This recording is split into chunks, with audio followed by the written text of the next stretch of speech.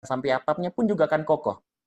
Nah, hal ini ada 4 yang namanya pondasi utama atau poin penting an-nuqat al-muhimmah li ra'isil jalsah. Oh iya, kalau di bahasa Arab itu kita sebutnya pembawa acara itu ra'isul jalsah.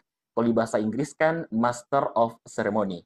Kalau di bahasa Arab itu ra'isul jalsah atau biasa juga ada namanya muqaddimul barnamaj. Tapi paling sering kita gunakan ra'isul jalsah gitu ya. Hal yang pertama harus diutamain ketika kita ingin untuk belajar MC bahasa Arab adalah makharijal huruf. Karena kita, loh, berarti Ana harus bagus dong, apa namanya, harus bisa kayak ngaji gitu. Enggak. Untuk bahasa Arab itu enggak serta-merta kayak kita ngaji atau baca Al-Quran. Baca Al-Quran itu kan kita ada iramanya gitu ya. Kita ada tajwidnya. Kalau di bahasa Arab ini enggak, setidaknya makhorijal hurufnya kita tepat kapan mengatakan ra, ain, sin, shin, sod, dot, tozo. Ini harus jelas gitu ya.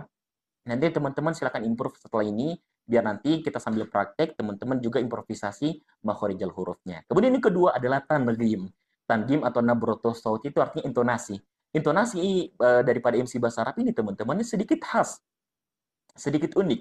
Di mana mungkin karena faktor orang Arabnya kepribadiannya seperti itu, sehingga akhirnya tone-nya atau mungkin daripada intonasi daripada MC bahasa Arab itu sedikit berbeda dan bahkan mohon maaf sedikit menguras tenaga gitu ya.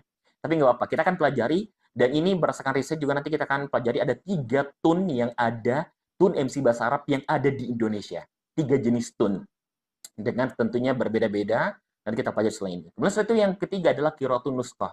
Karena kita MC, buat kita baca teksnya gitu, kita harus tahu kapan stopnya, kapan wukuf ya, stopnya gitu, kapan lanjutin bacanya. Karena kalau kita salah stop gitu teman-teman, akan beda artinya. Dan yang terakhir adalah lughah. Karena memang kita tahu bahasa Arab itu teman-teman harus tahu.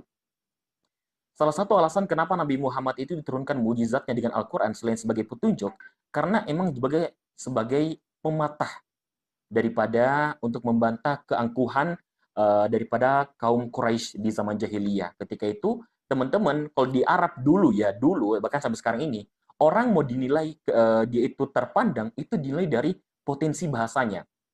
Makanya di zaman dulu orang terpandang itu bukan cuma orang kaya doang, bukan cuma para pedagang, tapi adalah mereka yang bisa bersyair, penyair.